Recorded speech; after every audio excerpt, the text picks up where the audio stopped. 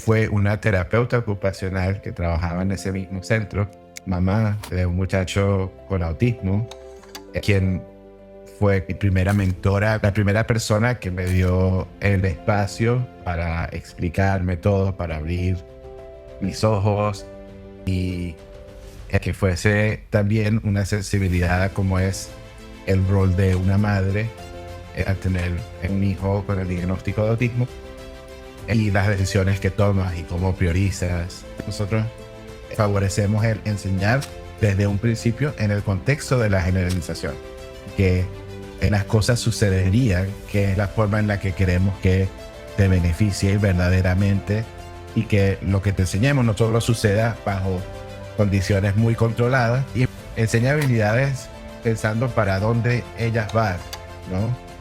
No esperar a que sean adultos para realizar esto, no esperar a años de intervención, sino desde un principio, no dejar a un lado lo que es más importante y más imprescindible para la calidad de vida. Que no se trata de estar enseñando por enseñar, sino es que prioriza como base cuáles son esas habilidades que de verdad va a utilizar ese niño, y no solamente en un centro o en un contexto terapéutico, sino también en su vida cotidiana, en su día a día.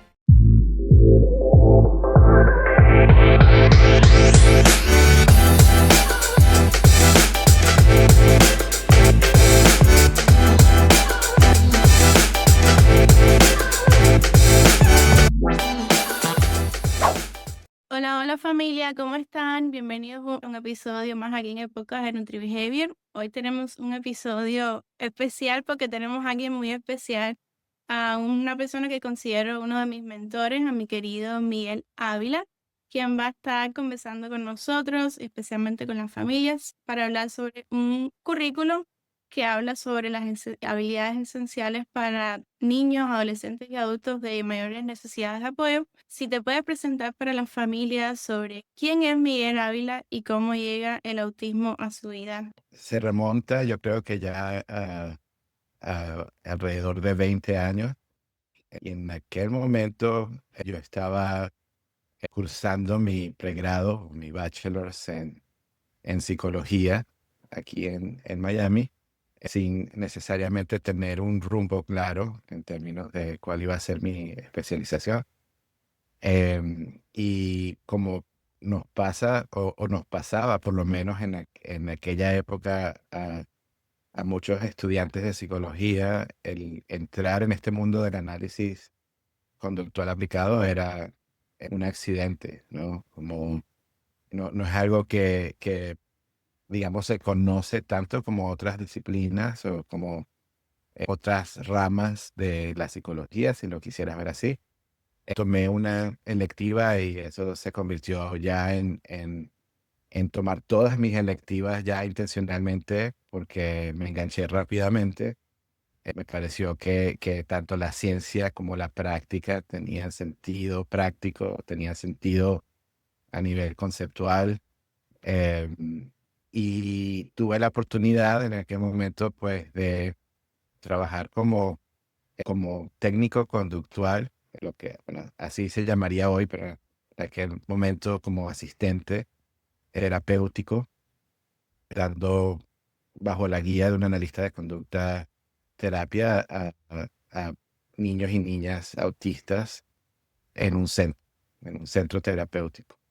En aquel momento, pues uno de mis profesores, pues también era el supervisor en aquel centro, y pues reclutaba a algunos de sus estudiantes para servir este propósito y para, digamos, empezar a- a tener un poco de experiencia en el campo. Y bueno, en aquella época el conocimiento del autismo era nulo. Cuando hablamos también de trastornos del desarrollo en general, o discapacidades intelectuales o diferentes neurodivergencias o diferentes necesidades de apoyo, era totalmente ignorante, ¿no? Y recuerdo con mucho cariño que en aquella experiencia em, fue una terapeuta ocupacional que trabajaba en ese mismo centro, mamá de un muchacho con autismo, quien fue como mi primera mentora, la primera persona que me dio el espacio para explicarme todo, para abrir mis ojos, para ser una modelo como de sesiones dinámicas, con una accesibilidad también para enseñar cosas de una forma que enganchara a estos aprendices y que fuese también una sensibilidad a cómo es el rol de una madre al tener un hijo con el diagnóstico de autismo, em, y las decisiones que tomas y cómo priorizas. De hecho, a pesar de que yo trabajaba en un centro terapéutico, ella me pidió como condición de trabajar con su hijo que no lo hiciéramos en el centro, sino que fuésemos a la comunidad, que era lo que pensaba ella iba a ser más productivo para su hijo. Entonces, ir a los restaurantes de comida rápida, ir al parque y patinar, ir a la piscina, nadar, ir a la casa y realizar tus tareas en el hogar, como tus tareas académicas, a pesar de que, bueno, sí, o sea, eran tareas académicas adaptadas, pero y formaban parte de su vida, pero ella estaba muy clara que trabajar en el centro, en una sala, con una mesa y una silla y algunos materiales, no eran lo que iba a enriquecer la vida de su hijo. Ahora, estoy claro de lo que voy a hablar hoy. Quieres que este currículo esencial es para la vida, pero eso fue mucho, mucho, mucho antes de yo tener, digamos, el sesgo que tengo hoy y el enfoque que tengo hoy. Pero es lindo mirar para atrás y saber que la primera persona que me dio ese espacio y que me guió ya tenía esas mismas prioridades que yo tendría hoy a la hora de trabajar con familias, trabajar con profesionales, y quizás también servir de mentor. Y Ujú. yo creo que cada persona en diferentes circunstancias de la vida siempre tiene como un mentor, aunque lo sepa la persona, no, porque tú a lo mejor ni sabías que tú eres como un mentor para mí, pero siempre hay alguien como que te cambia la mirada, la manera en que practicas y en tu vida también. Entonces, qué bonito que también hayas tenido a alguien que consideres como tu mentor. Obviamente a partir de ahí hubo muchos años formativos y tuve la oportunidad de trabajar tanto con niños como con adultos en diferentes contextos, desde ir a los hogares hasta hoga- fami- ho- hogares de familia, en algunos casos estas casas grupales para, para personas con discapacidades con diferentes niveles de apoyo, escuelas, organizaciones sin fines de lucro, prácticas privadas y bueno, el ofrecerme también el ser expuesto a muchos distintos diagnósticos, distintas necesidades y en el camino también diferentes mentores y experiencias que fueron enriqueciendo pues esa experiencia y llevándome también en algunos casos a tener algunas eh, especialidades o como áreas, como campos de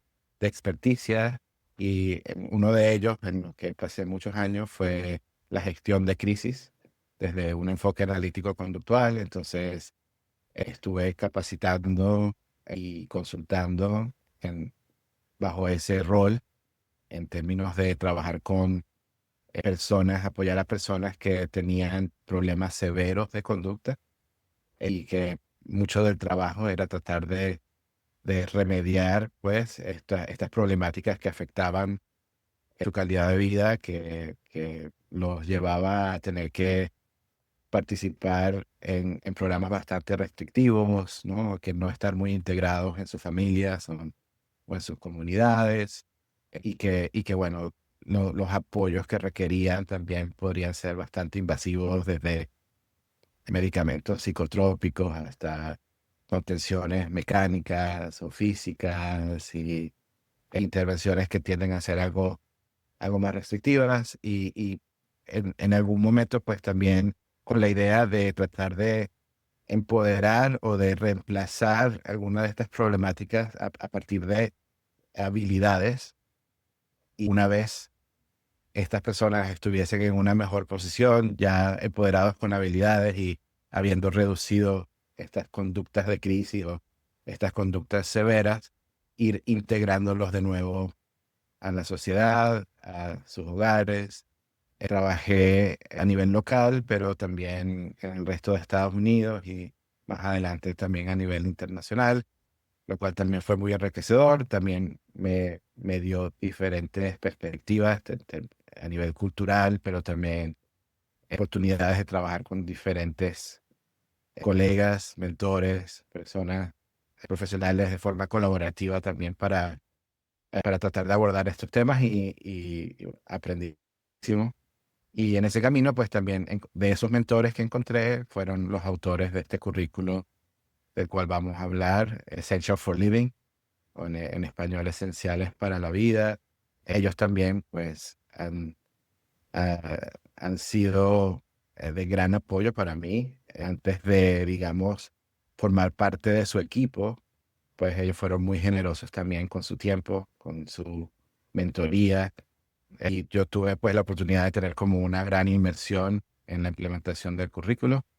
Y todo esto porque coincidimos en un proyecto de consulta en Europa. Y de ahí pues vino una primera conexión, pero lo que yo suelo decir es que de ahí pues no me les pegué y no los dejé ir. Y bueno, tengo la fortuna hoy pues de trabajar en conjunto con ellos y no exclusivamente, pero pues una de mis tareas principales pues tratar de divulgar para diferentes comunidades hispanohablantes lo que representa tener este tipo de enfoque, como también a los profesionales de la salud y educadores, pues ayudarles a navegar este currículo que también es bastante extenso, que también es como un punto de inflexión en la práctica de muchos porque no es el camino tradicional.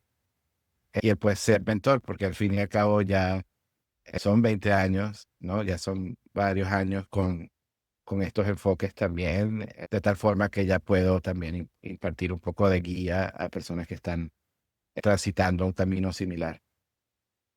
20 años se dice fácil, pero no, no es fácil. Seguramente has visto también la evolución de cómo se hacen las prácticas ahora, a diferencia de cómo se hacían antes con nuestros aprendices.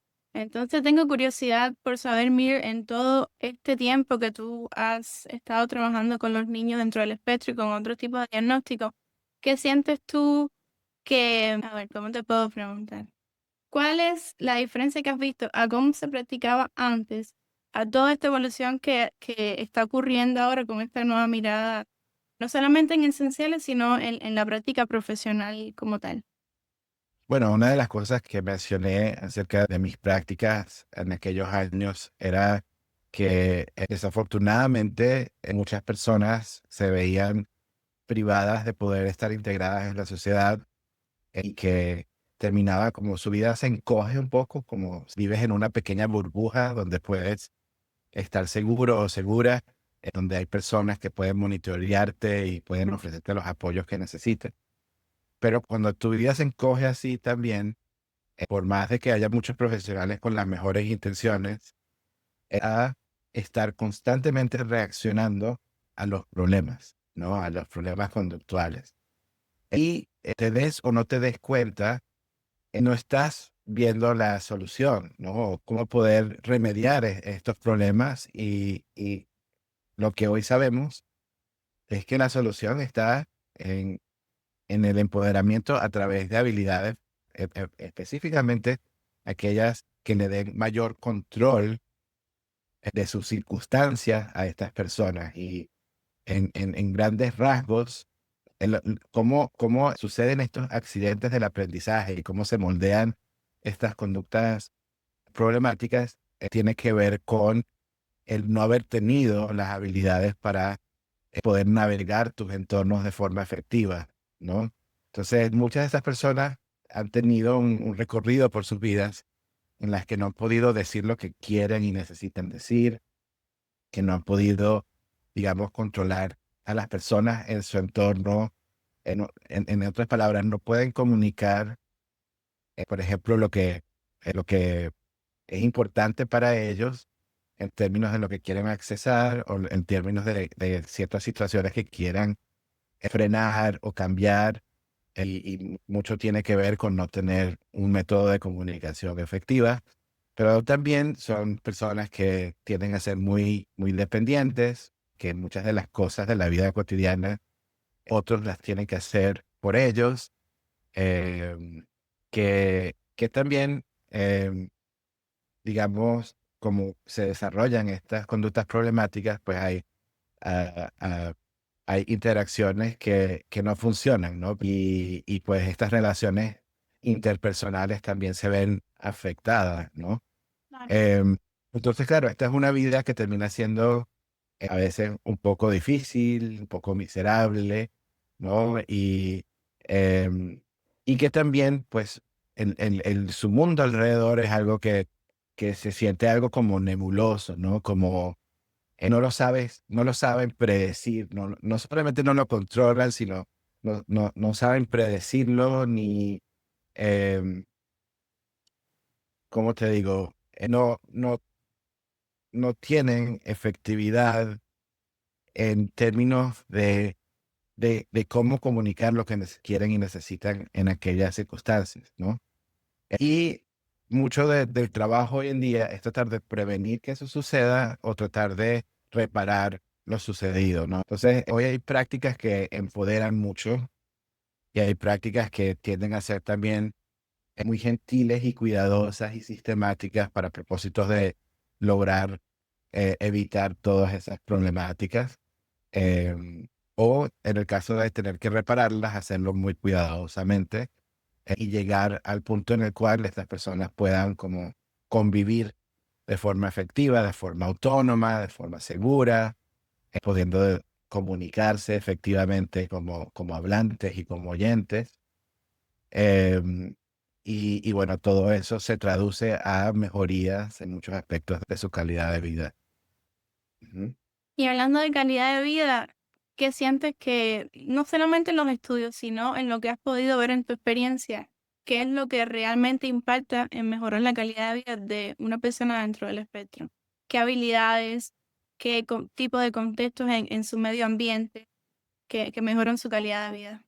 Bueno, en cuanto a calidad de vida, pues puedes mirar muchas distintas áreas o dominios que pueden ser importantes. Por ejemplo, puedes pensar en su salud, ¿verdad? Pensando en su cuerpo, su organismo, como su entorno principal, primordial, su primer hogar, ¿no? Algo que hay que cuidar, ¿no? Em, y preservar. Muchas de las cosas que tratamos de hacer en términos de sueño, en términos de nutrición, en términos de evitar quizás algunas cosas que pueden ser perjudiciales o dañinas, sustancias o objetos. Bueno, en términos de habilidades también que te permiten como navegar tus entornos de forma segura y saludable, estas tienden a ser como una de las cosas que priorizamos. Y también estamos pensando en áreas como de puedes abogar por ti mismo, puedes tener acceso a las cosas que te importan, ¿no? Las cosas que más añoras y las cosas que tienen más relevancia para ti. Tienes acceso a ellas, tienes acceso a tus lugares, a tus personas, a tus actividades favoritas, puedes comunicarlo, o tienes las habilidades también para que se te pueda llevar a esos contextos de forma segura. Ujú. Tienes habilidades de ocio, o sea, puedes estar junto a un grupo o por ti mismo entreteniéndote.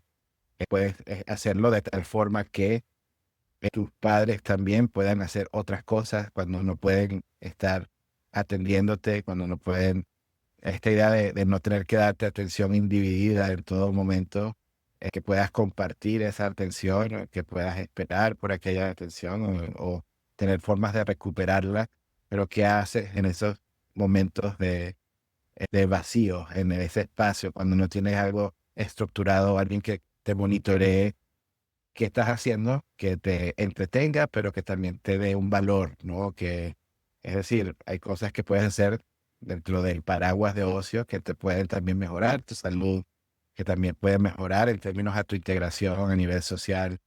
En fin, hay muchas habilidades, todas atadas a cómo pueden empoderarte y cómo pueden tener un beneficio para ti, para aquellos en tu entorno, como también puedes extrapolar y decir, bueno, en términos de calidad de vida, en términos de salud, de seguridad, de autonomía, de bienestar, de relaciones interpersonales y demás, eso también está mejorando no solo para ti, sino para las personas que están ahí para ti, ¿no? Tu padre, tu madre, tus cuidadores, tus profesores, tus terapeutas y demás, ¿no? Tus amigos. Y por eso es que quería traerte mi amiga, porque siento bueno, Esenciales para la Vida hace como muy buen trabajo en integrar todo esto que estamos hablando. Y si pudieras decirme, tú, que tienes más conocimiento sobre el currículum, sobre qué es lo que hace diferente a Esenciales para la Vida, que más o menos se une con todo esto que me estás hablando, ¿no?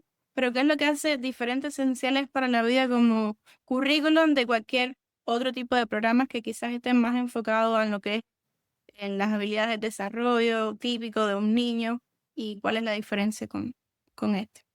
Y bueno, en la forma que se separa, en cierto sentido, tiene que ver con lo que hablaba y es como un norte distinto hacia construir una vida en mejorar su calidad, ¿no?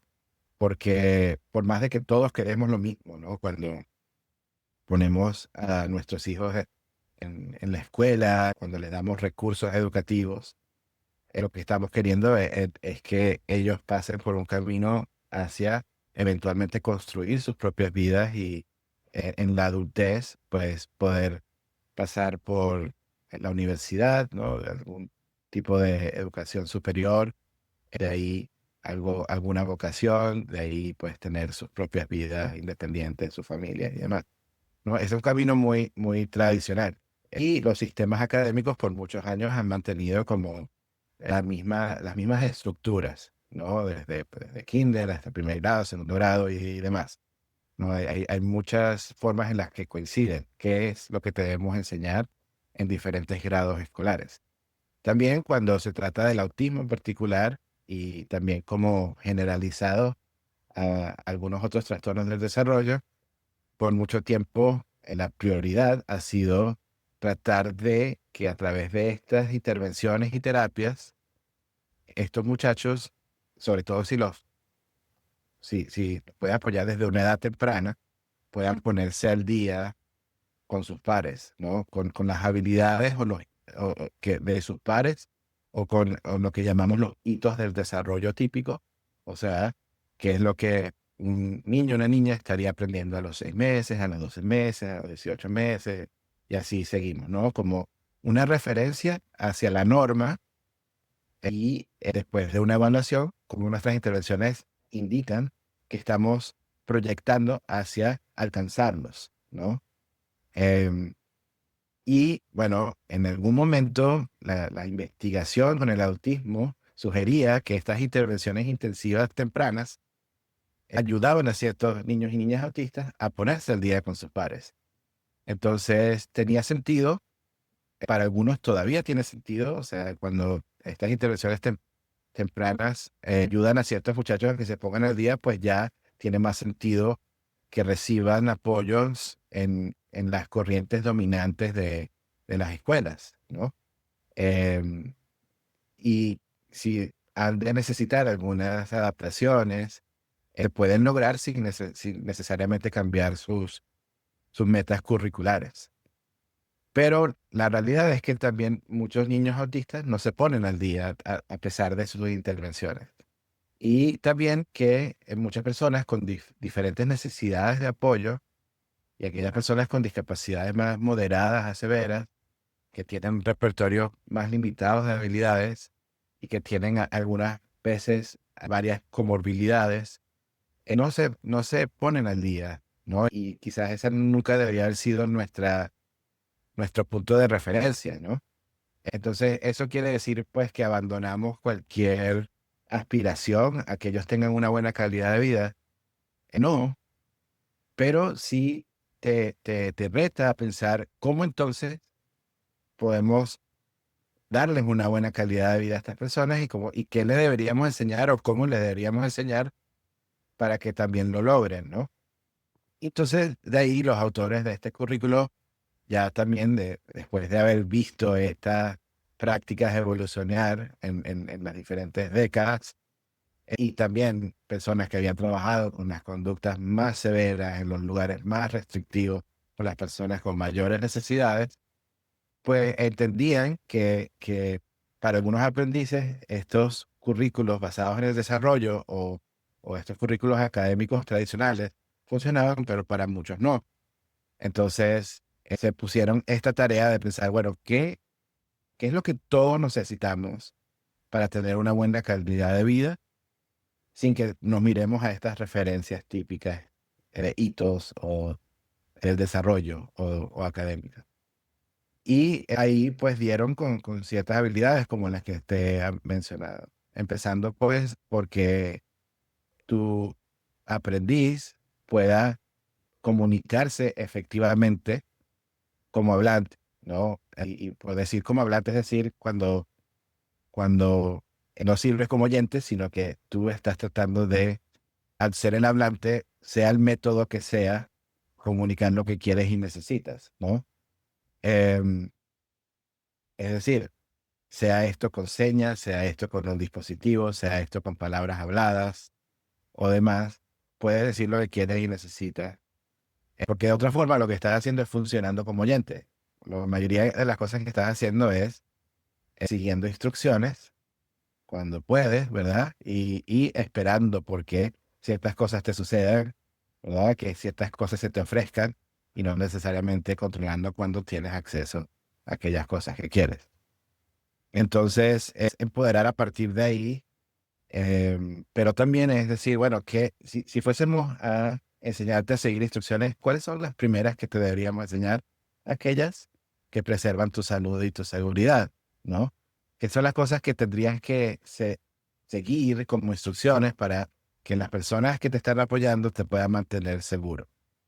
Em, También cuando pensamos en habilidades de la vida diaria, cosas que necesitas en tu cotidianidad, ¿cuáles son las primeras cosas que necesitas saber hacer independientemente, que mejoren tu salud y tu seguridad y después que también te den oportunidades de ocio? También después que te integren más y más en los lugares que importan, con tu familia, con tus pares, con tu comunidad. Y el reconocer también que todos nosotros debemos tolerar ciertas circunstancias en nuestra vida, ¿no? Y pensamos en cuestiones como todos nos veremos en circunstancias en las que tendremos que esperar, que tendremos que aceptar que se nos diga no, que tengamos que cooperar con ciertas instrucciones, em, que tengamos que ceder algunas de nuestras cosas o compartirlas, o que tengamos que hacer ciertas transiciones con grupos, con las personas que nos están cuidando, por ejemplo. Y también otras circunstancias que son típicas para todos nosotros, como em, procedimientos médicos y procedimientos dentales rutinarios. Entonces, en algún momento todos tendremos que pasar por algunas de esas cosas para mantenernos saludables, a veces para tratar algunos problemas de salud o problemas dentales. Todos en algunos momentos necesitaremos que ponernos un cinturón de seguridad para estar en un vehículo. Todos hemos tenido que en algunos momentos parar antes de cruzar la calle o caminar con tu grupo y transicionar con tu grupo. Algunos, cuando ya tienes la capacidad de efectivamente pedir lo que quieres, eso cambia tu vida, pero también cambia tu vida cuando puedes pedir lo que quieres y necesitas y cuando en algunos casos eso requiere de alguna espera o de un no suave, ¿no? Entonces, esa es la vida para todos nosotros y independientemente de las diferentes necesidades de apoyo, muchas personas sufren a partir de no tener esas habilidades esenciales. Entonces, nosotros decimos, ¿qué es lo que tenemos que priorizar para que tu vida mejore? Y a partir de ahí, ¿cómo seguimos construyendo? Y siempre pensando también en que se construya también con ese énfasis en la función de lo que se te enseña y no necesariamente en la normalización, ¿no? El compararte con pares de tu edad o pares que están en tu mismo grado escolar, ¿ok? Y también, pues, cuando tú trabajas con personas que tienen mayores necesidades de apoyo y y ya de unas discapacidades un poco más marcadas, algunas cosas se pueden observar y predecir también, por ejemplo, en términos de lo que nosotros llamamos la generalización, ¿no? Cuando tú estás trabajando con ciertos aprendices que empiezan a acelerar en su aprendizaje, lo que te empiezas a dar cuenta es que empiezan a hacer conexiones, ¿no? Sin que tú necesariamente hayas directamente enseñado aquellas conexiones. En términos técnicos a veces los llamamos relaciones de equivalencia, ¿no? Y cuando este fenómeno sucede, vemos a una persona florecer, ¿no? Y ves cómo entonces realizan ciertas habilidades en nuevos contextos, con diferentes situaciones, con diferentes personas, sin necesariamente haber concretamente practicado con esos cambios, ¿no? Y para muchos de los muchachos de los cuales he estado hablando, eso no sucede. Entonces, eso mantiene como una sensibilidad a cómo enseñar y bajo qué contextos o condiciones enseñar. Y nos alejamos de la artificialidad o de lo abstracto para favorecer lo que es muy contextual o contextualizado y concreto. ¿Ok? Entonces, en lugar de enseñar fuera de contexto primero y después generalizar, nosotros favorecemos el enseñar desde un principio en el contexto de la generalización. O sea, en tu vida cotidiana, de la forma en que alguien te pediría algo, en la forma en que las cosas sucederían, que es la forma en la que queremos que te beneficie verdaderamente y que lo que te enseñemos no solo suceda bajo condiciones muy controladas. Y es una sensibilidad importante y es una urgencia, ¿no? Como nosotros cuando te enseñamos este enfoque decimos es enseña habilidades pensando para dónde ellas van, ¿no? No esperar a que sean adultos para priorizar esto, no esperar a años de intervención, sino desde un principio ir construyendo hacia estas prioridades con este norte y con algunas personas lograr ya después ramificar a muchas otras cosas que tengan relevancia, que en algunos casos puedan ser un poco más aproximados a lo tradicional, a la corriente dominante, pero no dejar a un lado lo que es más importante y más imprescindible para la calidad de vida. ¿Mm? Sí, en otras palabras, es que una de las cosas que más me gusta a mí, esenciales para la vida, es eso, que no se trata de estar enseñando por enseñar, sino es que prioriza como base cuáles son esas habilidades que de verdad va a utilizar ese niño, y no solamente en un centro o en un contexto terapéutico, sino también en su vida cotidiana, en su día a día. Eso mismo de las habilidades de su seguridad, o sea, tiene que ir alguna vez al dentista, tiene que ir al doctor a transfusión de sangre si lo necesita en una emergencia. O sea, son habilidades que van a utilizar realmente en su vida y que literal le cambian la vida en el momento que lo necesitan, como estas cosas de urgencia.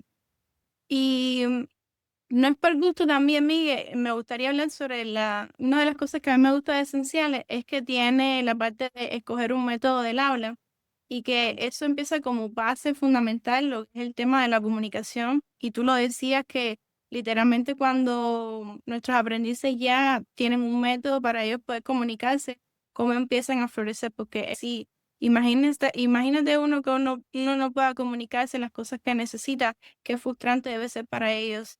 ¿Qué importancia tiene escoger un método del habla para ese niño? Y que muchas familias también, mire, tienen como miedo a utilizar dispositivos o utilizar otras maneras que no sean habladas. Entonces, que si me puedes hablar un poquitico sobre esa parte de la comunicación y escoger un método del habla efectivo.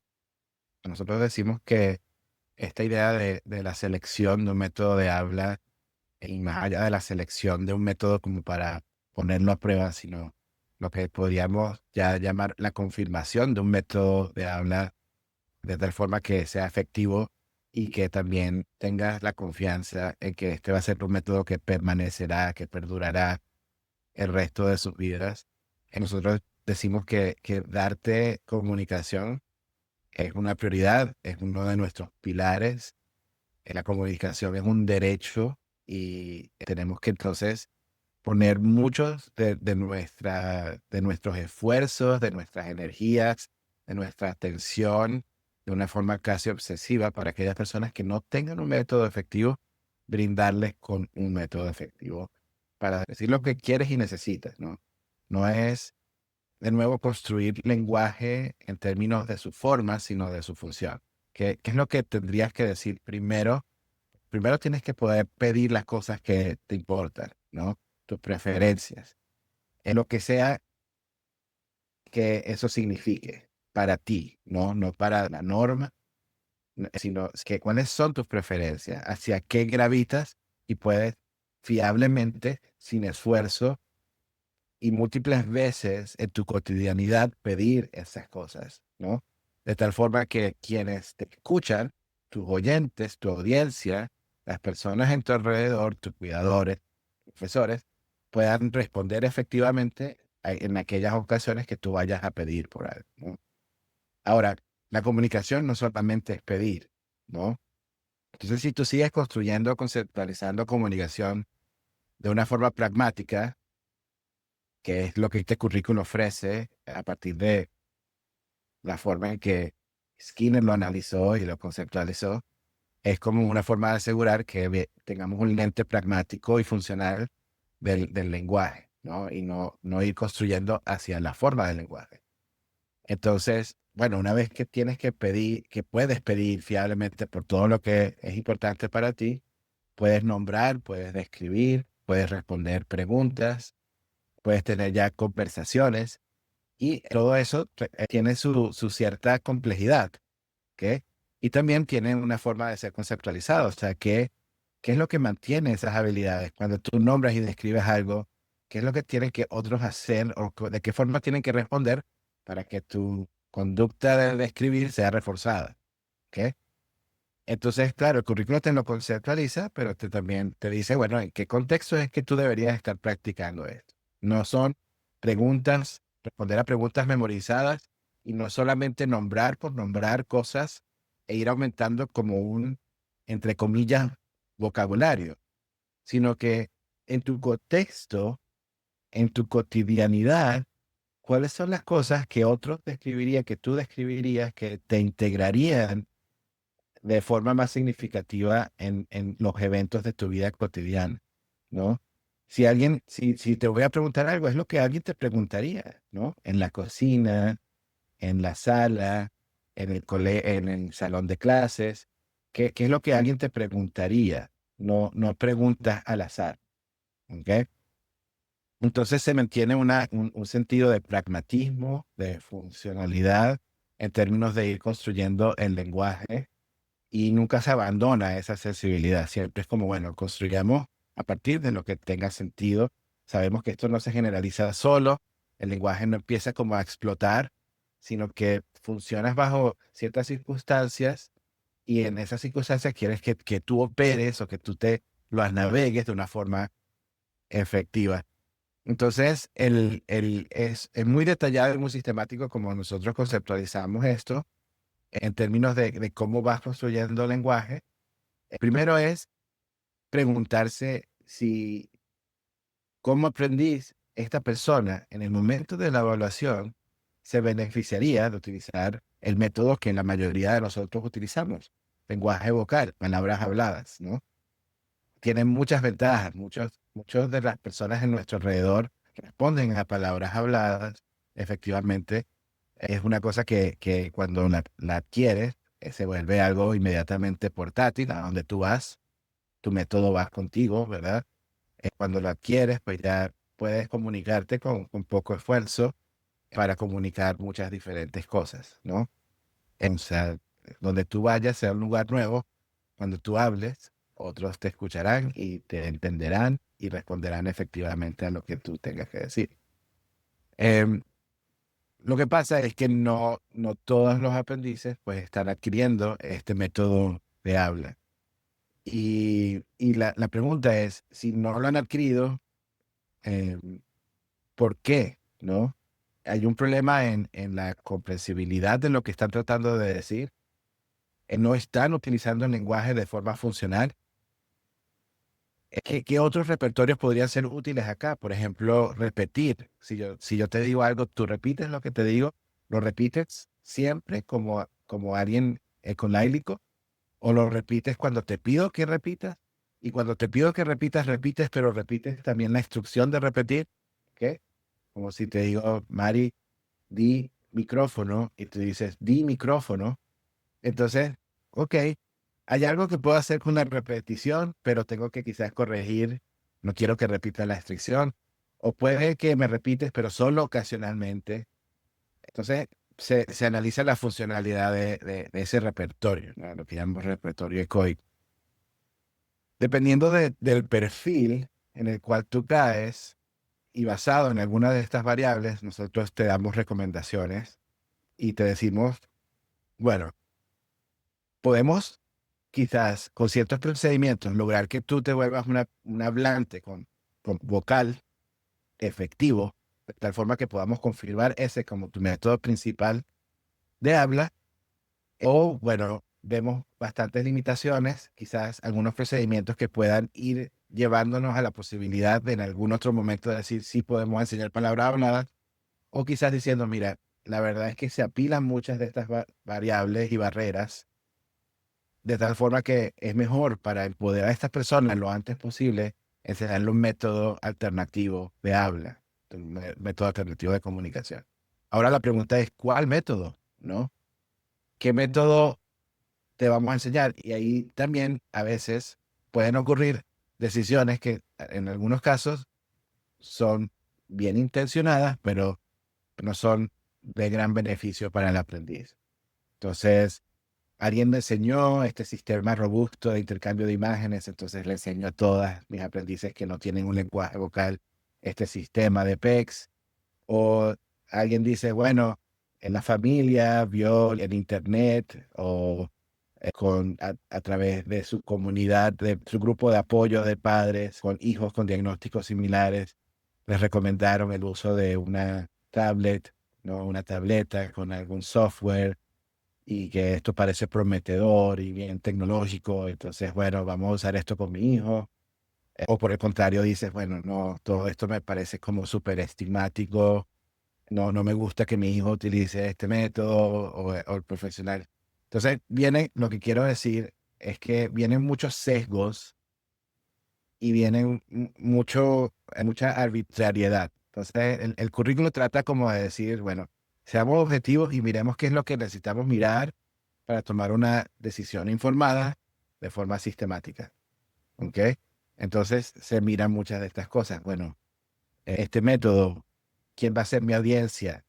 ¿Cómo van a responder efectivamente? Este método va a ir para donde yo voy, va a ser portátil. Este método requerirá muchas discriminaciones, muchos pasos, mucha complejidad. ¿Qué beneficios tiene el método? ¿Qué desventajas tiene el método? ¿Quién va a ser mi audiencia?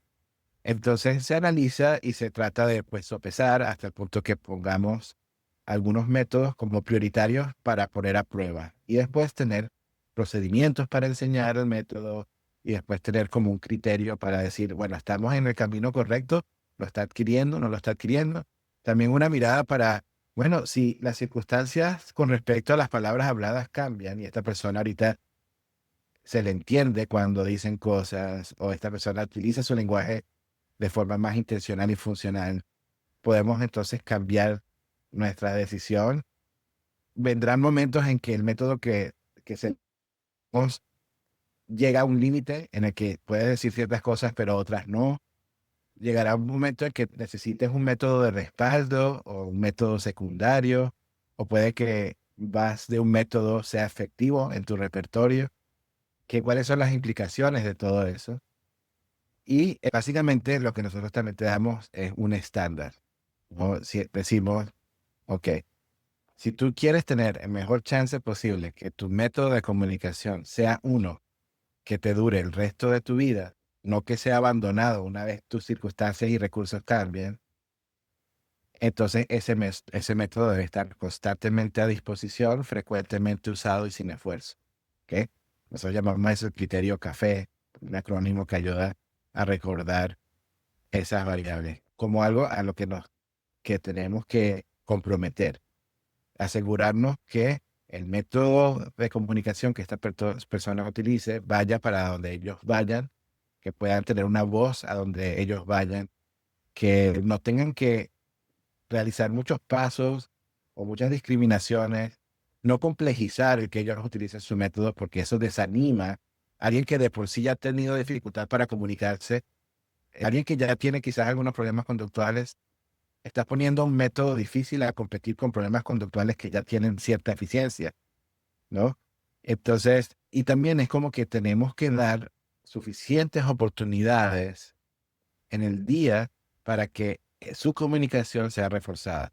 Y cuando te das cuenta de todas las oportunidades que hay realmente en un día para comunicarse, te das cuenta que esto puede representar centenares de veces que alguien te puede estar tratando de decir lo que quiere y necesita.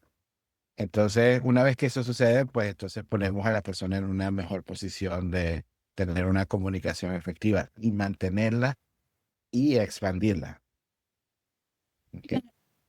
Claro, a mí lo que me sorprendió cuando estaba tomando la formación es que existían más de, dime, 46 en el número, seis Y hay, formas, si hay 46, si tomaras en cuenta palabras habladas, podría decir que hay 47, ¿no? Entonces, 47 palabras habladas, 46 métodos alternativos de... Sí, y se une a lo que tú comentabas, que a veces tenemos muchos sesgos o quizás como profesionales no nos entrenaron solamente en uno. A mí, por ejemplo, solamente me entrenaron y muy light, muy poquito, fue en el sistema PEX y también muy poquitico, y yo diría que autodidactamente en el de señas, el lenguaje de señas. Y ya eso era lo que yo conocía. Entonces, por eso te digo que me sorprendió 46 métodos que se pueden utilizar con el aprendiz y descubriendo, como tú dices, cuál es el que funciona para esta persona.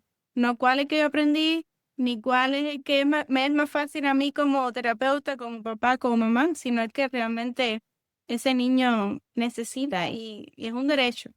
No sé si estás de acuerdo, pero casi todos los problemas de desafío de conducta que vemos en nuestros niños que están dentro del espectro o que tienen otro tipo de diagnóstico y necesitan más apoyo es precisamente por la falta de un método de comunicación, de que ellos puedan comunicarse. Entonces, de ahí vienen los problemas de conducta. Sí, totalmente de acuerdo en que una vez que una persona puede comunicarse efectivamente, digamos, veas ese de crecimiento en los problemas conductuales, ¿no? Puedes decir lo que necesitas, ya, ya tienes más control sobre tus propias circunstancias. Y al hacer eso y a las otras personas poder honrar tus pedidos, pues también estás mejorando tu relación con esas personas, ¿no? Entonces es muy reparador, ¿ok? Te da mucha más control y todo eso como que desarma muchísimo y repara muchísimo y hay que entender que eso es lo que es nuestro trabajo, ¿no? Es en poder y esta forma compasiva y terapéutica de abordar el problema es como que qué habilidades están ausentes y Exactamente. cómo te las damos, cómo te las brindamos para que tu vida mejore. Quisiera hablar, Miguel, también que comentabas al principio que tú tienes formación en lo que es la gestión de crisis. Entonces, para hablar un poquitico sobre eso también, ¿qué debe saber una familia que te esté escuchando en el día de hoy sobre este tema de gestión de crisis, que sienten que todos los días es un caos, que por cualquier cosa, lo más mínimo, el niño entra en crisis, no saben cómo manejar las crisis?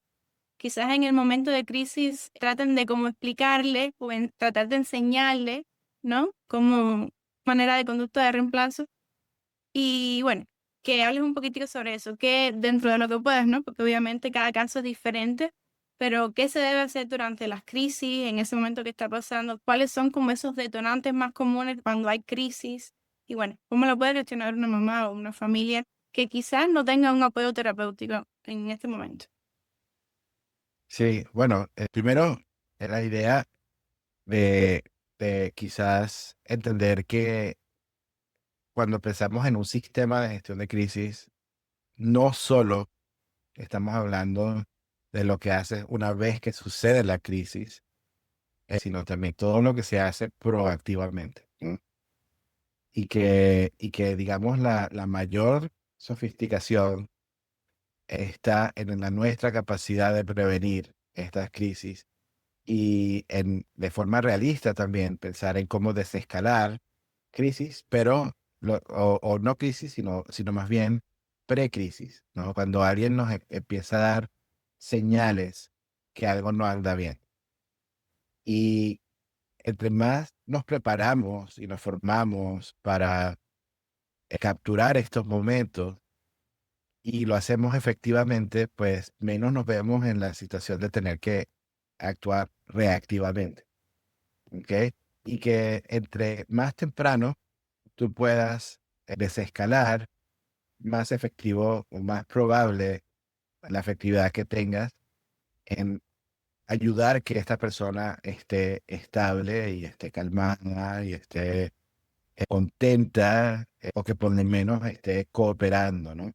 Entonces, ese es el énfasis y ese es donde quizás muchas veces existe mucho vacío. Es que ya actuamos cuando es muy difícil, cuando digamos fisiológicamente ya quien está manejando el carro es esa alteración fisiológica y no tanto tú, por decirte así. Y entonces es mucho más difícil desescalar. Entonces, antes de llegar como a estos puntos de ebullición y antes de llegar al momento en el que cualquier persona tendría más dificultades escalando, tratar de redirigir, desescalar, apoyar, cambiar el entorno, cambiar nuestras interacciones, cambiar nuestros programas de reforzamiento. Todo esto se puede hacer como a tiempo. Y sin embargo, dependiendo de las complejidades, dependiendo de los recursos, dependiendo de estas competencias también, a veces también hay que considerar que no es realista que tú puedas prevenir toda crisis. Y es tan importante tener competencias para prevenir y desescalar como es para intervenir.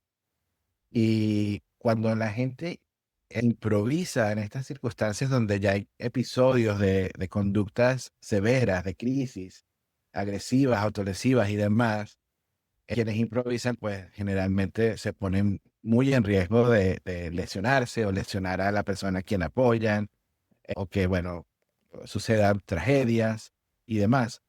Entonces, hay formas de intervenir que son seguras, que tienen mucha sensibilidad a mantener, preservar la dignidad de esta persona, mantener también que no sean formas dolorosas o coercitivas de intervenir, y que sin embargo todavía ofrezcan incluso a la persona que está fisiológicamente escalada la oportunidad como de ser sensible a cambios de contingencias y que puedan durante esas crisis quizás aprender a autorregularse. Que el resultado del episodio sea que la persona se calma, ¿no? No que frenamos la intervención porque la persona se cansa, se fatiga, se rinde, sino que tengamos una forma sistemática de intervenir, que la persona entonces recupere, digamos, su libertad de movimiento, pero que todo sea como reforzado por aproximaciones a estar un poco más calmado y razonablemente cooperativo. Y bueno, todo eso también requiere como de tener procedimientos bastante sistemáticos. Y, y bueno, si tienes la formación correcta, si tienes también como no solamente la formación correcta, sino también tener sistemas que se aseguren que quienes intervienen todos estén organizados y distribuidos de forma estratégica para ser lo más efectivos posible, ¿no? A veces estamos hablando de una organización con muchos terapeutas y con muchas personas designadas a lograr este cometido. A veces estás en un hogar donde tienes a un padre soltero y el hermano del aprendiz a quien apoyas, y esos son los recursos, y no están siempre ahí. Y entonces tienes que ser sensible también a los recursos que están disponibles y que es posible, y a partir de ahí no solamente pues brindar con un sistema y brindar con estrategias muy claras, con criterios de inclusión y de exclusión, sino que también pues tienes que ver cómo entonces se puede lograr su implementación de forma fidedigna sin que se desvíe de su diseño y de su intención, ¿no? Es una combinación entre tener las competencias, pero también tener una buena idea del sistema y de la ecología completa, de cómo esto va a ser implementado. Y muy importante también entender que la gestión de crisis tiene un rol y el tratamiento tiene otro rol, ¿no? Entonces, la gestión de crisis no está ahí para servir como tratamiento, sino está ahí para asegurarse que todos estén seguros, ¿no? Y preservar en el proceso de evaluación e intervención la integridad de todos los involucrados, ¿no? El rol del tratamiento ya es lo que hemos estado hablando, ¿no? ¿Qué habilidades están ausentes? ¿Qué habilidades priorizar? ¿Cómo enseñarlas? ¿En qué contextos enseñarlas? De tal forma que ya no hayan crisis. Entonces hay una combinación entre la gestión de crisis y el tratamiento, y el componente de tratamiento tiene que estar ahí. De otra forma, eventualmente, pues lo único que estás haciendo es gestionar y no estás educando, no estás tratando de forma terapéutica a la persona que apoyas. Sí, claro. De manera fácil de entender para los padres es básicamente el enfoque de gestión de crisis es pensar eh, qué podemos hacer proactivamente para que no se den esas crisis, qué habilidades, como dice Miguel, qué habilidades no están presentes en ese niño, en qué se puede trabajar y mirar como todo el medio ambiente de esa persona para ver cuáles son como esos detonantes, qué es lo que está detonante esto, para no estar trabajando solamente en gestionarlas y estar ya de modo reactivo, sino en esta mirada más preventiva. Y Miguel, algo fácil para las familias. ¿Cuáles son como esos mitos que tú has escuchado sobre esto mismo de gestión de crisis? Porque sabes que en las redes sociales hay de todo.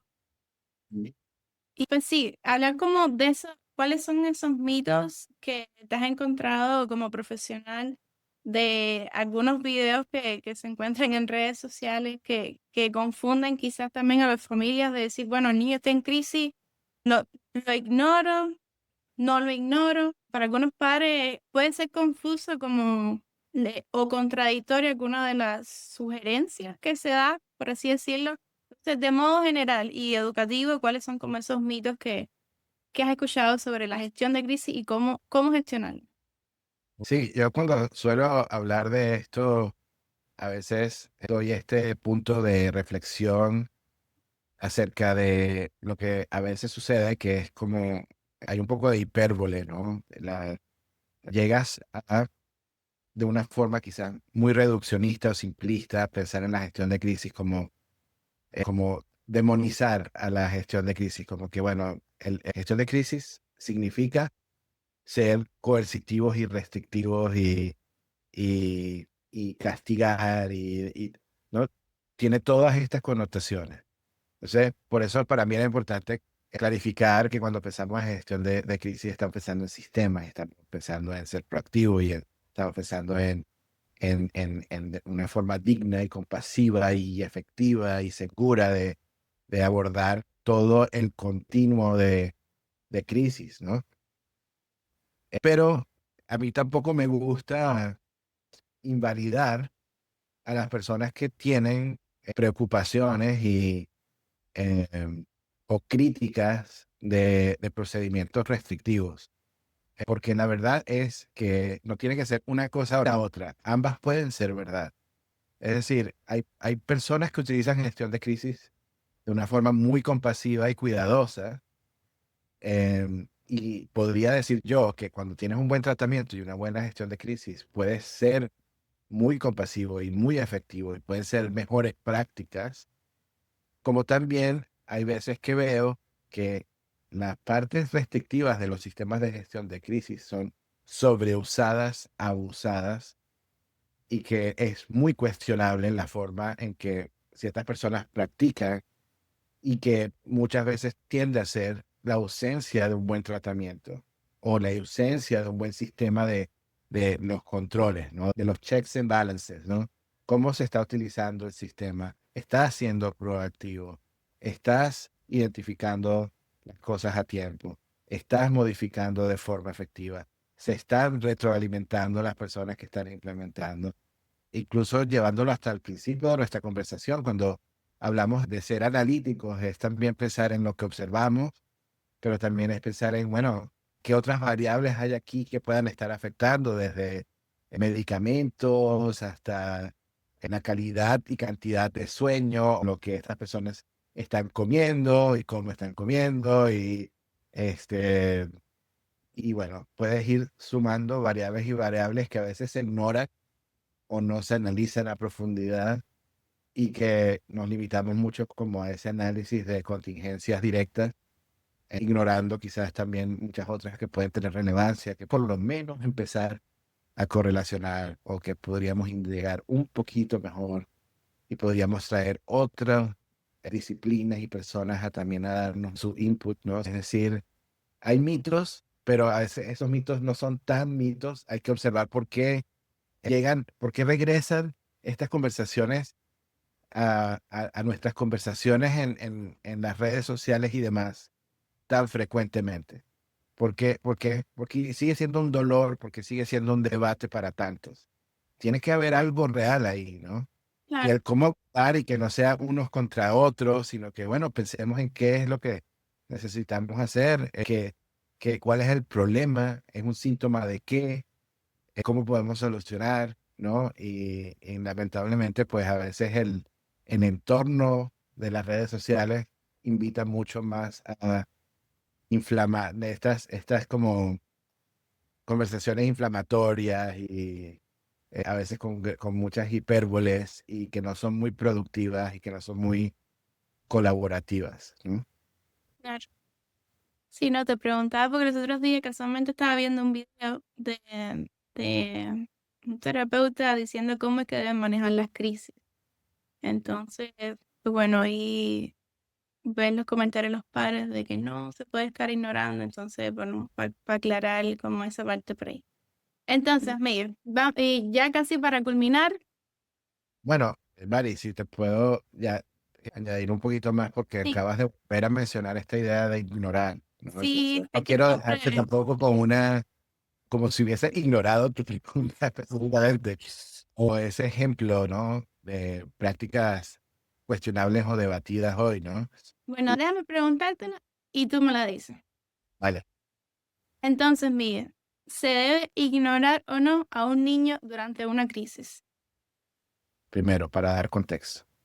Muchas veces cuando se ha recomendado esta idea de ignorar, proviene de haber en la conducta de tal forma que se indicara que la atención, o sea, lo opuesto de ignorar, es lo que mantiene esa conducta problemática, ¿no?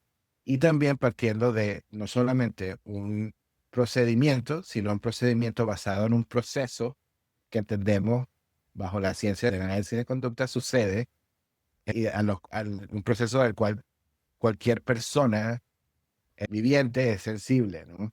La idea que una vez que nuestra conducta no es reforzada, puede predecir que ciertas cosas vayan a suceder antes de que esta conducta sea completamente eliminada, ¿no? Como la idea de extinguida, ¿no? De extinción, desaparece, ya no hay esa conducta.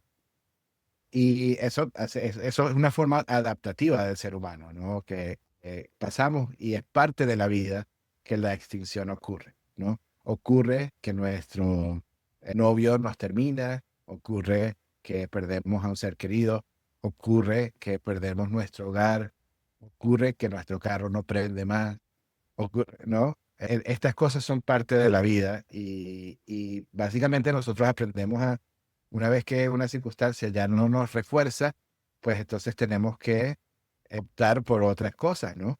Y solucionar a partir de otras cosas. Ciertas conductas que no nos funcionan, las dejamos de realizar, ¿ok? Ahora, ¿qué pasa? Que cuando se nos ofrece con esta forma de entender algún fenómeno conductual, y creamos procedimientos, tecnologías que nos permiten utilizarlo para eliminar conductas problemáticas, en la literatura empieza a sugerir que entonces utiliza ese fenómeno y crea un procedimiento, pero no sin que antes también hayas creado una forma de dar a esa persona una habilidad o conducta alternativa, algo que ya ves en su repertorio o algo que tienes que enseñarles para que sustituya el problema conductual. Entonces se dieron cuenta que no solamente tenemos que eliminar la conducta problemática, sino que tenemos que dar una habilidad o un repertorio de habilidades que reemplacen. Entonces, la combinación de los dos sugería las investigaciones que iba a ser muy útil. Y entonces se empieza más bien a apoyarse demasiado del componente de extinción, y como parte de la extinción, tú puedes predecir que las conductas van a aumentar temporalmente en frecuencia e intensidad. ¿Qué pasa? Que en lugar de extinguir, lo que empiezas a hacer es a moldear mayores intensidades y frecuencias de una conducta que ya era problemática a una conducta que termina siendo más severa. ¿Ok? Ahora, digamos que tú estés justificado por haber utilizado este procedimiento en aquel momento porque era lo más efectivo, pero que también puedas ser consistente en términos de mantener estas contingencias en las cuales la conducta problemática no se refuerza, de tal forma que una vez temporalmente escala, empieza después a reducirse y hasta eliminarse. Lo que hoy cuestionamos mucho es cómo hay alguna otra forma en la que tú puedas llegar al mismo resultado sin tener que haber expuesto a alguien a que tuviese que pasar por un proceso tan difícil, ¿no? Em, y la respuesta es sí. Y hay una respuesta, venía de darnos cuenta que tú, aunque sigas reforzando el problema conductual, si tú refuerzas las alternativas, las habilidades, los otros repertorios, de una forma más densa, más fiable, de una forma más favorable, la persona empieza entonces a distribuir su conducta hacia ese lado sin tú haber tenido que extinguir o poner bajo estas condiciones de extinción a la conducta problemática, llegando al resultado que quieres y no teniendo que pasar porque una persona tenga que, una persona y las personas que los apoyan teniendo que pasar por esta batalla como tal, o estas situaciones tan difíciles y también tan peligrosas en algunos casos, ¿no? Ahora, lo que también la ciencia nos empezó a ofrecer después es que muchas de las cosas que están sucediendo no suceden por una sola razón, suceden por una multitud de razones que coocurren. Entonces, en lugar de pensar en el aislar, esto sucede por atención, nos damos cuenta que esto sucede por atención y por algunas otras cosas también.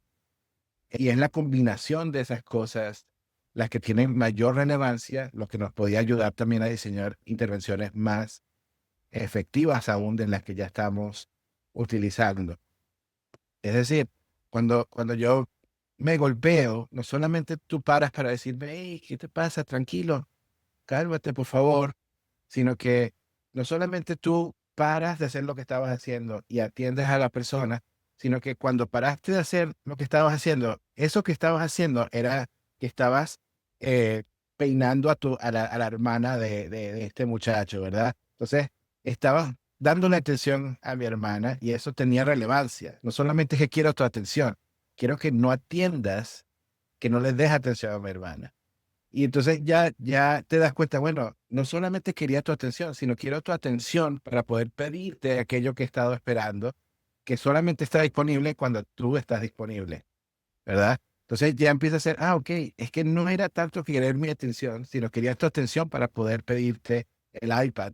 Además que no me gusta que estés hablando con mi hermana, porque generalmente cuando hablas con mi hermana, no me estás prestando atención y yo tengo que esperar más tiempo por el iPad, ¿no?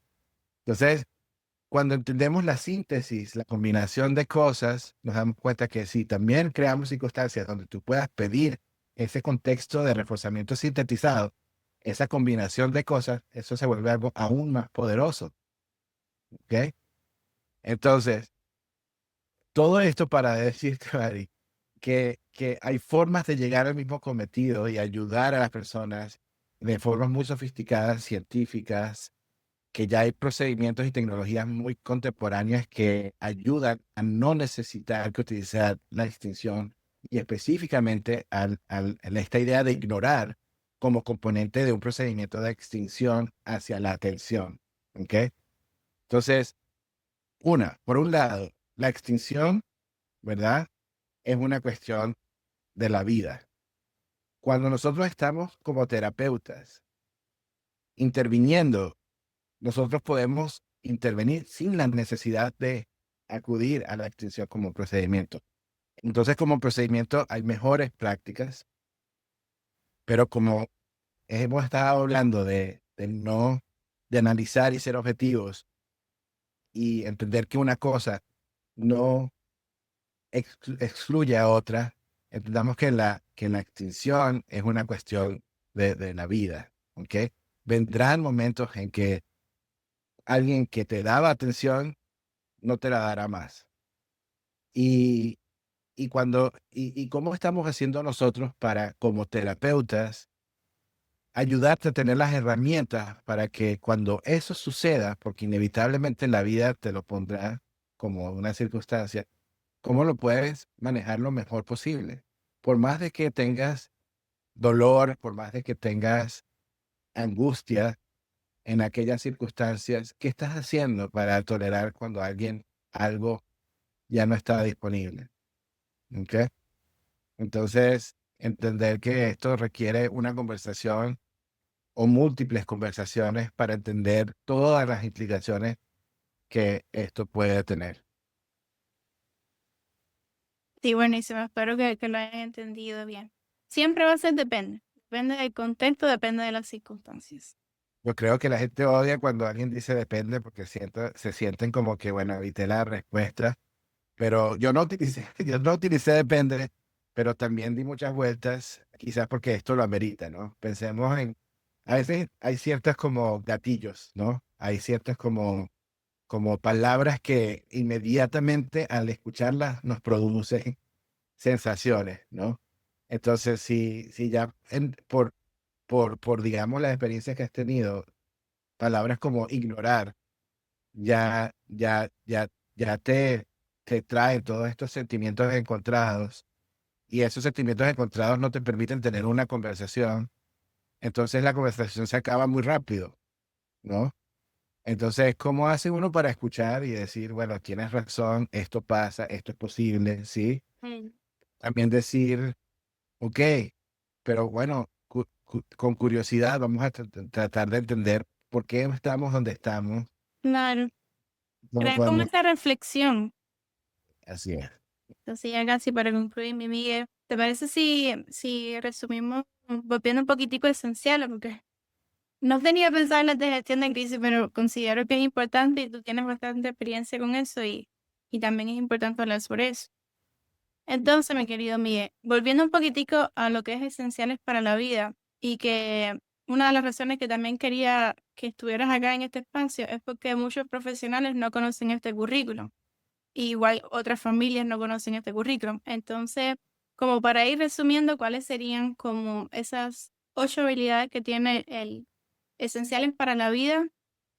Y si te parece, para hablar de la última que se añadió, que es la de hobbies, ¿right? Sí, o habilidades de ocios. Habilidades de ocio, que me gustaría hablar un poquitico de eso, de qué tan importante también es para que nuestros aprendices tengan esas habilidades que a veces no se les presta atención, ¿no? Entonces, resumiendo, ¿cuáles serían esas habilidades que personas, niños, adolescentes con mayores desafíos en el neurodesarrollo necesitan para mejorar su calidad de vida? Sí, las 9 habilidades imprescindibles o esenciales que todos necesitamos, independientemente de, de nuestro diagnóstico o de nuestras habilidades, que todos necesitamos para tener una vida más efectiva y más plena, ¿ok? Son el poder pedir, ¿ok? Pedir aquellas cosas que nos importan, que más nos importan, ¿ok? Y por pedir solamente, no hablo de como tener acceso a nuestras preferencias, sino también poder terminar situaciones que nos incomodan o desagradan, ¿verdad?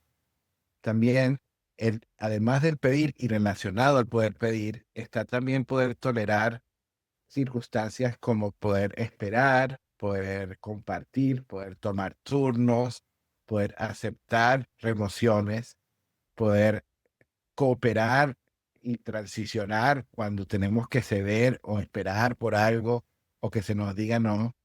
Todo como bajo el paraguas de haber pedido y empezando por ahí es también como oyente que tú también puedas hacer todas esas cosas, esperar, aceptar no, compartir, tomar turnos, aceptar emociones, cooperar con algunas instrucciones entre aquellas oportunidades de obtener lo que pedimos o en la siguiente oportunidad o esperando por la siguiente oportunidad de pedir por aquella cosa que quieres. ¿Ok? Después también hablamos de respuestas de oyente, lo que llamamos el seguimiento de instrucciones que preserven tu salud y tu seguridad. ¿Ok? Ejemplos, que yo te diga, ven, para, ¿ok? Camina conmigo, quédate al lado, ese tipo de cosas. Imagínense aquellas muchachos que pueden en algunas veces correr hacia el autobús y cruzar la calle y salirse y no estar con el grupo cuando ese grupo tiene que transicionar y ponerse en riesgo en el proceso. Ese tipo de habilidades imprescindibles de seguir instrucciones que preservan tu seguridad. También habilidades de la vida diaria, ¿ok? Y habilidades de la vida diaria en general vamos construyendo a partir de lo que tienen más sentido para que tú te integres y para que seas autónomo, pero cuando se trata de salud y seguridad, aquellas habilidades también que cuidan de tu cuerpo, que cuidan de tu bienestar, cuando hablábamos de poder alimentarse, dormir, usar el baño, ¿verdad? Este tipo de cosas, de poder desplazarte, ¿no? Si tú necesitas una prótesis o un dispositivo de desplazamiento, puedes utilizar estos dispositivos para poder navegar tu entorno. Y también, como hacías alusión, el poder tener habilidades de ocio que son importantísimas y muchas veces no priorizadas y que nosotros mismos, los representantes esenciales para la vida, reconocemos que era algo que nosotros no priorizábamos antes y que ahora consideramos imprescindible. ¿Ok?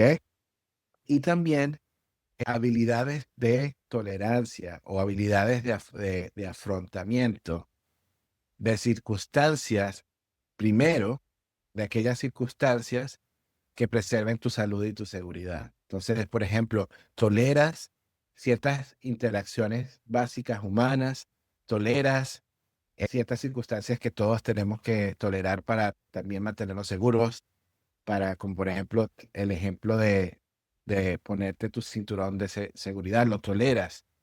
Toleras si tú necesitas un tubo gástrico, tenerlo puesto.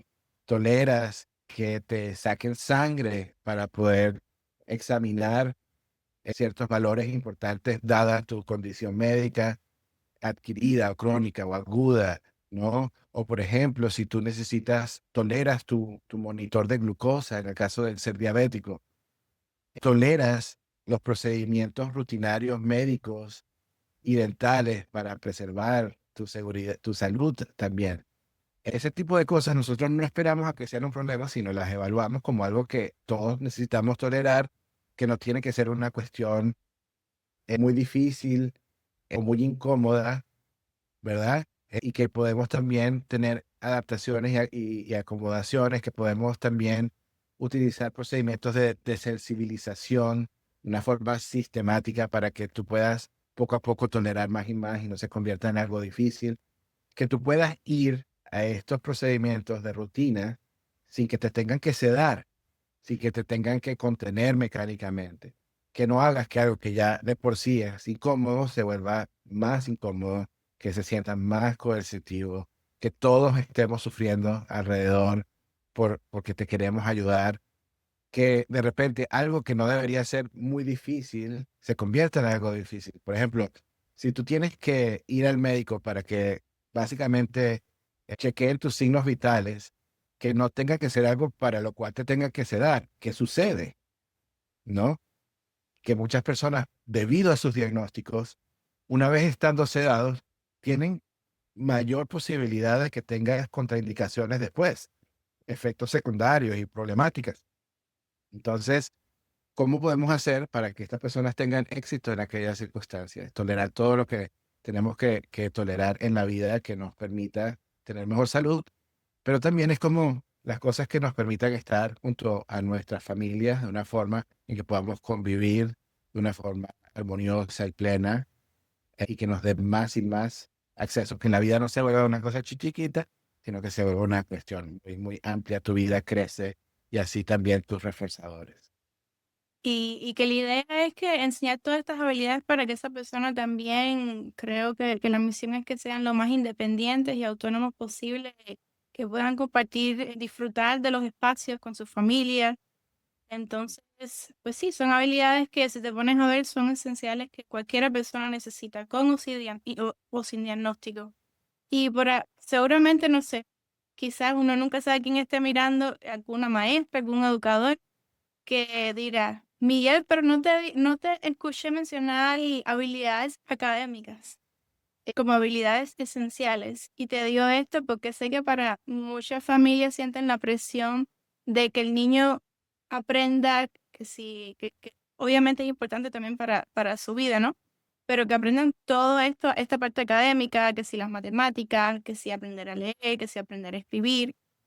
Y como también hay mucha presión por parte de la sociedad también, ¿no? Entonces, eso, para alguien que esté escuchando, que pueda estarse preguntando, ¿dónde están las habilidades académicas, Miguel? Bueno, primero, en las habilidades académicas funcionales sí están en ese currículo también. La cuestión es cuándo las enseñas, ¿no? Y lo que no queremos nosotros cuando priorizamos como jerárquicamente las habilidades en el currículo es como no queremos que enseñes habilidades académicas a expensas de otras habilidades que esta persona pueda necesitar antes para asegurarte que la calidad de vida sea reservada, construida, ¿no? Entonces, la pregunta es, bueno, ¿en qué nos estamos enfocando? ¿Dónde estamos dirigiendo la mayoría de nuestros recursos de tal forma que lo que esta persona necesita sea lo primero que se enseña, ¿no? Ya después, cuando tienes ciertos repertorios de habilidades en varias de estas áreas, bueno, cuando tiene sentido que te enseñemos habilidades académicas. Y cuando te enseñamos habilidades académicas, ¿qué habilidades académicas? Manteniendo las mismas sensibilidades de contexto, ¿verdad? Y de funcionalidad van a ser las que te vamos a enseñar. Entonces, de nuevo, si sabemos que estas personas tendrán dificultades generalizando, entonces ya no podemos a la persona a contar del 1 al 100 en tarjetas o, ¿verdad? O, sino, cuando yo quiero que tú cuentes es porque estamos haciendo mercado juntos y necesitamos una cantidad de huevos, una cantidad de frutas, una cantidad de ingredientes para una receta en particular, cuando quieres una cantidad a la hora de estar preparando una comida. Y así puedes pensar en lo que eso te llevaría a hacer que te brinde mayor autonomía o que te permita ser más recíproco en tu ambiente. Es decir, que cuando alguien cocina, tú ayudas a cocinar. ¿No? Entonces, o en el mercado no tienes que hacerlo todo el mundo por ti, sino que también tú lo estás haciendo por ti y por otros, ¿no? Entonces, claro, estás contando, en algunos casos estás leyendo, o en algunos casos estás respondiendo al texto como oyente, es decir, como que ver la palabra te lleva a hacer una serie de cosas que son funcionales sin que tú tengas que necesariamente decir la palabra fonéticamente o leer en otras palabras, ¿no?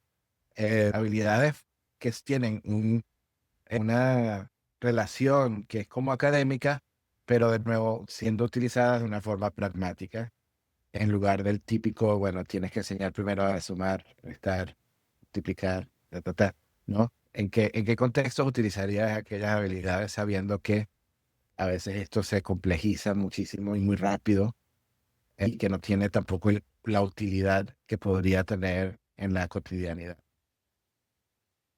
No, no es que sea menos importante, sino que todo depende también la prioridad que sea para ese niño que tengamos delante en este momento.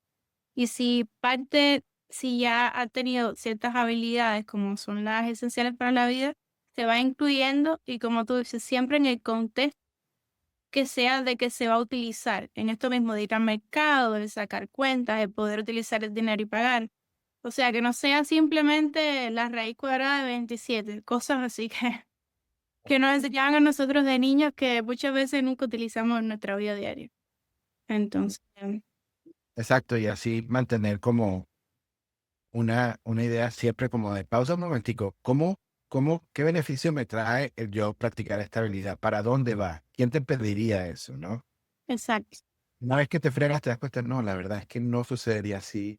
Tiene sentido enseñar esto, pero la pregunta no es qué enseñar, sino dónde, cómo, ¿no? Entonces, siempre como para un momentico para decir que estoy enseñando que me impida enseñar otra cosa, porque al final tengo que decidir qué priorizar, qué enseñar, y siempre tendrás recursos limitados y tiempo limitado. O sea que lo que sea que estás enseñando te está quitando el tiempo de enseñar otras cosas. Y después también el cómo para que la persona verdaderamente adquiera esta habilidad. El dónde, en el sentido de que tienes que enseñarlo bajo condiciones que esto tenga también utilidad. Si tú estás enseñando algo, ¿verdad? Que no está sucediendo fuera del momento en el cual lo enseñaste, entonces, ¿para qué lo estás enseñando? exacto. Esa es la cuestión que tienes que cada vez chequearte, porque por más prometedor que suene enseñar ciertas cosas, no ves necesariamente que estas cosas terminen moviendo la aguja de calidad de vida para esta persona y para su familia. ¿Qué? Como un resumen y que se quede claro de cuando somos terapeutas o trabajamos con niños con algún tipo de diagnóstico, lo que hay que tener en cuenta es eso que estabas comentando, el qué estamos enseñando, cómo lo estamos enseñando y dónde lo estamos enseñando. Esas son como las tres preguntas que tenemos que hacernos siempre.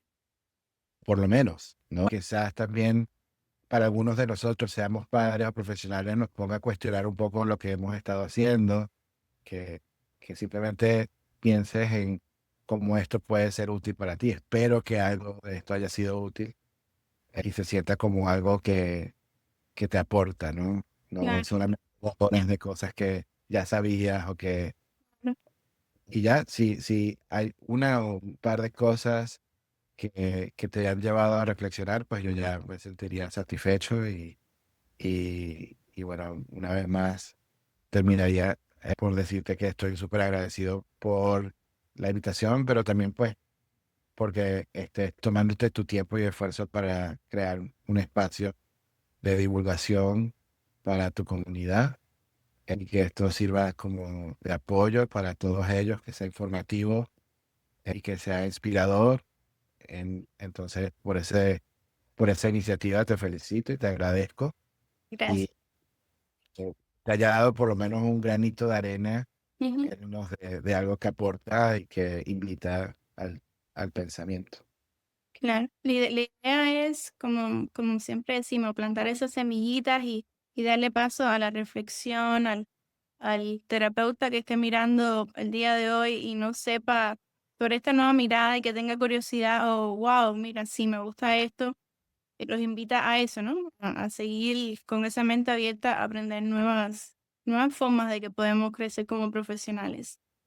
Y para quien no sepa, Miguel da capacitaciones sobre el currículum también. Y también, si estás en Latinoamérica, tienes un centro educativo también que quieras implementar el currículum. Habla un poquitico sobre eso, Miguel, ya para concluir, sobre cómo los puedes ayudar a centros que trabajen con niños con algún tipo de diagnóstico, con autismo, y cómo pueden contactar. Sí, en términos de los apoyos que damos a través de este currículo, tanto yo como mi colega Diana Vergara creamos un curso asincrónico como forma de introducción a este currículo. Y también ofrecemos, además de esta capacitación, consultoría y mentoría, el acompañamiento que necesiten los profesionales de la salud y educadores que están apoyando a este tipo de poblaciones, esencialmente en cualquier parte de Latinoamérica o Iberoamérica, para personas hispanohablantes en donde te encuentres en el mundo, ¿no? Pues este currículo también está en muchos otros idiomas y también trabajamos de forma colaborativa en muchos países.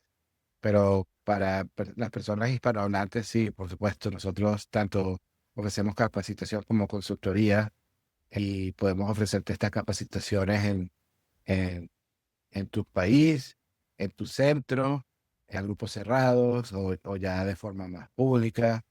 Y ya llevamos varios años desde la traducción de este currículo en los que hemos ido creando una comunidad y es muy lindo ver cómo muchas profesionales han adoptado este currículo y que esto pues ha servido como una forma de apoyar de forma más efectiva a sus familias y dentro de sus organizaciones. Así que bueno, muy contento también pues de poner este granito de arena en diferentes lugares donde hay mucha necesidad. Entonces no duden en contactarnos cuando quieran recibir algún tipo de apoyo y acompañamiento por parte nuestra. Mi correo electrónico es miguel@essentialforliving.com. Si quieres, Mari, una vez publiques esto, compartimos algunos de estos recursos, el correo, el curso sincrónico y nuestros contactos, si alguien pues pueda estar interesado en algunos de estos recursos, ¿ok?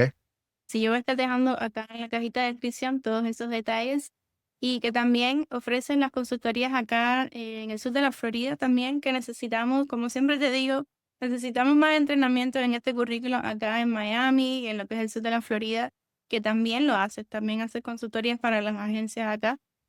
Sí, o sea, por más de que trabajo constantemente en diferentes países y en diferentes partes de Estados Unidos, pues estoy aquí, ¿no? Cerca de Miami y pues sí, entre más podamos apoyar a profesionales, agencias a nivel local, pues mejor, ¿no? Entonces, si hay personas que tengan interés en esto, pues siempre muy abierto y muy dispuesto.